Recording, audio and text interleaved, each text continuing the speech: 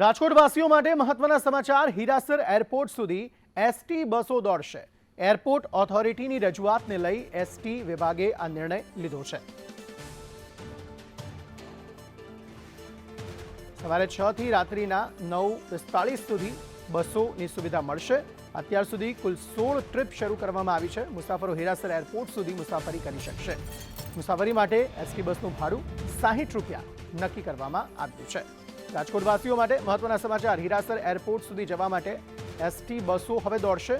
60 રૂપિયાના ભાડામાં મુસાફરો હીરાસર એરપોર્ટ સુધી પહોંચી શકશે।